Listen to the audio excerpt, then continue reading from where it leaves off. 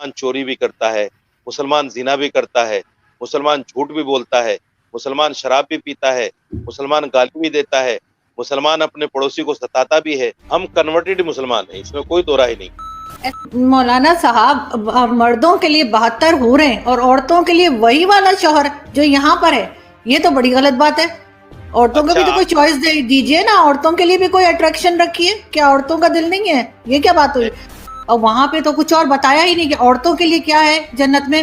کیا shopping mall ہے، کیا لائبریری ہے، کچھ ہے؟ صرف 72 حوروں کا ذکر ہے، شراب کا ذکر ہے، ڈرائی فروٹ ہوگا، پھل ہوں گے، اور 72 حوروں کے ساتھ رہتے رہیں گے. اور کتنے مولانا ہمارے یہاں کے ہیں جو بتاتے ہیں کہ کتنی طاقت آ جائے گی مردوں. تو یہ سب کچھ کیا عیاشی نہیں ہے؟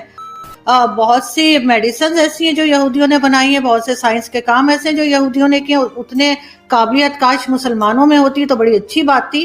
تو صرف ان کے ایک ریلیجن کے الگ ہونے سے اتنی نفرت کیوں میں؟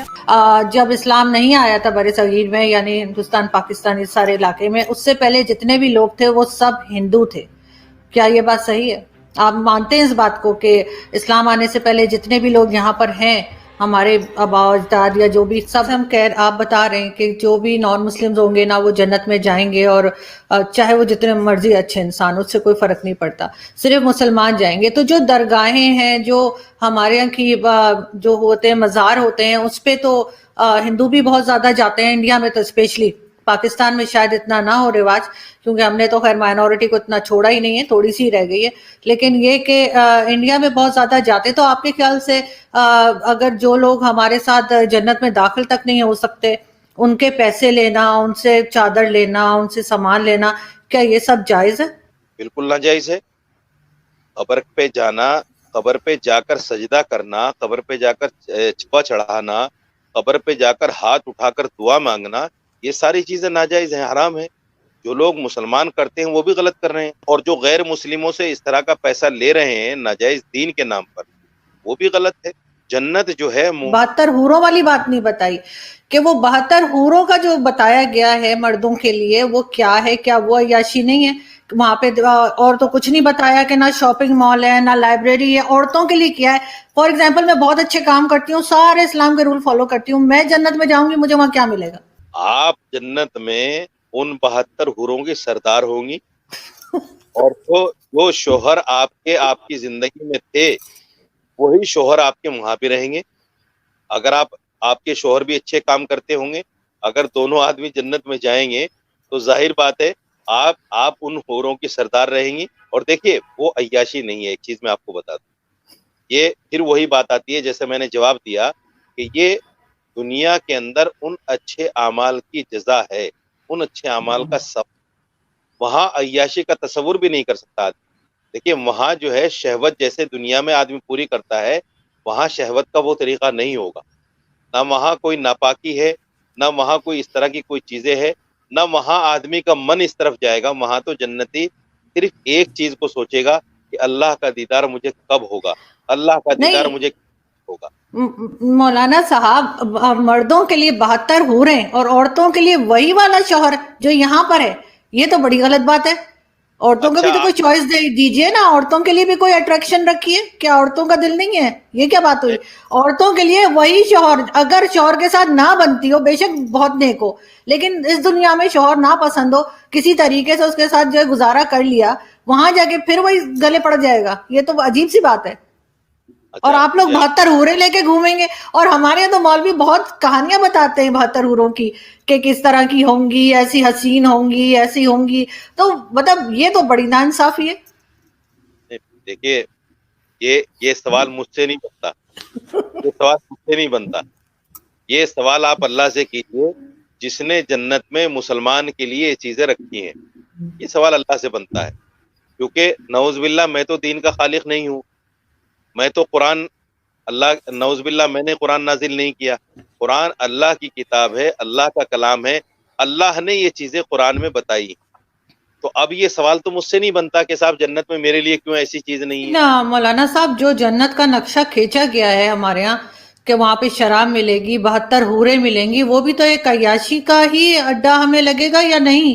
وہ بھی تو صرف یہی بتایا گیا ہے کہ مردوں کو 72 حوریں ملیں گی، ایسی لمبی ہوں گی، ایسی ہوں گی، ویسی ہوں گی، 100 کپڑے پہنے ہوں گے پھر بھی باڈی نظر آئے گی. موجود ہے اس پہ انٹرنیٹ پہ مولانا طارق جمیل بتا رہے ہیں، اور شراب وہاں بھی پینے کا کہا گیا ہے. باقی یہودیوں کی اگر آپ بات کر رہے ہیں تو بہت سی میڈیسنز ایسی ہیں جو یہودیوں نے بنائی ہیں، بہت سے سائنس کے کام ایسے ہیں جو یہودیوں نے کیے. اتنے قابلیت کاش مسلمانوں میں ہوتی تو بڑی اچھی بات تھی.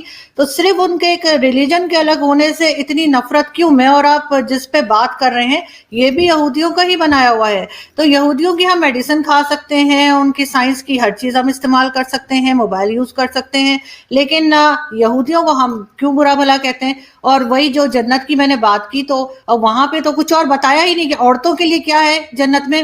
کیا شاپنگ مال ہے، کیا لائبریری ہے، کچھ ہے؟ صرف 72 حوروں کا ذکر ہے، شراب کا ذکر ہے، ڈرائی فروٹ ہوگا، پھل ہوں گے، اور 72 حوروں کے ساتھ رہتے رہیں گے. اور کتنے مولانا ہمارے یہاں کے ہیں جو بتاتے ہیں کہ کتنی طاقت آ جائے گی مردوں. تو یہ سب کچھ کیا عیاشی نہیں ہے؟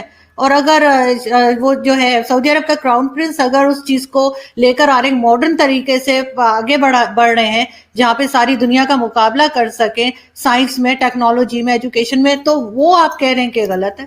اگر دنیا میں قرآن نے شراب پر پابندی لگائی ہے، شراب کو حرام کہا ہے، تو شراب دنیا میں حرام ہے. اور اگر قرآن یہ کہتا ہے کہ جنت میں جانے کے بعد انسان کو شراب طہور کہا ہے، اس کو شراب طہور کا مطلب پاک پانی، حرام پانی نہیں، ناپاک پانی نہیں، ایسا پانی نہیں جس سے آدمی بہک جائے، ایسا پانی نہیں جس سے نشے میں آ جائے، ایسا پانی نہیں جس سے پھر آدمی عیاشی کرے. شرابن طہورا کہا ہے قرآن. تو شرابن طہورا اگر اللہ جنت میں جنتیوں کو دے گا تو اس پر میں سمجھتا ہوں اس پر تو اعتراض نہیں ہونا چاہیے، کیونکہ دین تو اللہ کی ماننے کا نام ہے. جب ہم نے دنیا میں اللہ کی بات کو مانا ہے، اللہ چاہی زندگی گزاری ہے، قرآن چاہی زندگی گزاری ہے، اور جنت میں جا کر اگر ہمیں اللہ اس کا بدل دے رہا ہے، اس کا ثواب دے رہا ہے، اس کی جزا دے رہا ہے، تو اس پر تو اعتراض نہیں ہونا چاہیے مسلمان کو. غیر مسلم اگر اس طرح کی بات کہے کہ ایسا کیوں ہے، تو اس کا جواب تو سمجھ میں آتا ہے، اعتراض تو سمجھ میں آتا ہے. لیکن ایک مسلمان یہ کہے کہ ایسا کیوں اور دنیا میں ایسا کیوں نہیں، تو میں سمجھتا ہوں کہ پھر میں ایک بات کہوں گا کہ دین سے دوری کا نتیجہ ہے جب تک آدمی قرآن کو صحیح نہیں سمجھے گا، قرآن کو صحیح نہیں پڑھے گا، حدیث کو صحیح نہیں سمجھے گا، حدیث کو نہیں پڑھے گا، اس وقت تک یہ چیزیں اس کو سمجھ میں نہیں آئیں. دوسری بات، محمد بن سلمان نے دنیا میں شراب کو جائز قرار دیا ہے. قرآن کہتا ہے شراب ناجائز ہے، قرآن کہتا ہے جوا ناجائز ہے، اور محمد بن سلمان دنیا میں کہتا ہے کہ جوا جائز ہے. تو آپ مجھے بتائیے قرآن کی مخالفت کون سا؟ قرآن میں کہاں جائز ہے شراب؟ قرآن میں کہاں جائز ہے جوا؟ قرآن میں کہاں جائز ہے طوائف کے ساتھ جو ہے اس کا مجرا دے، اس کے ناچ گانے دیکھنا کہاں جائز ہے؟ مجھے بتا دیجئے قرآن میں کہاں جائز ہے کہ عورتیں جو ہے برقع چھوڑ کر جو ہے ایسے ہی کھلم کھلا پھرتے ہیں. دوسری بات، آپ نے یہودی کے بارے میں کہا کہ صاحب ٹیکنالوجی تو آپ استعمال کر رہے ہیں لیکن ان کو برا مانتے ہیں.